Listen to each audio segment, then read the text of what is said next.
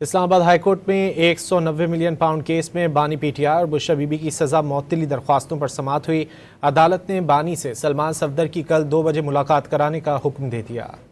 Islamabad high court में 190 million pound case में बानी पीटीआई और बुशरा बीबी की सजा मअतली दरख्वास्तों पर समाअत हुई। अदालत ने बानी से सलमान सफदर की कल 2 बजे मुलाकात कराने का हुक्म दे दिया।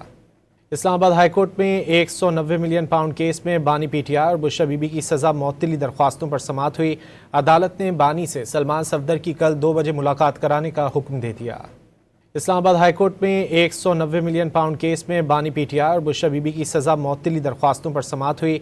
अदालत ने बानी से सलमान सफदर की कल 2 बजे मुलाकात कराने का हुक्म दे दिया। इस्लामाबाद हाईकोर्ट में 190 मिलियन पाउंड केस में बानी पीटीआई और बुशरा बीबी की सजा मअतली दरख्वास्तों पर समाअत हुई।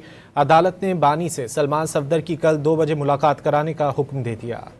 इस्लामाबाद हाईकोर्ट में 190 मिलियन पाउंड केस में बानी पीटीआई और बुशरा बीबी की सजा मअतली दरख्वास्तों पर समाअत हुई। अदालत ने बानी से सलमान सफदर की कल 2 बजे मुलाकात कराने का हुक्म दे दिया।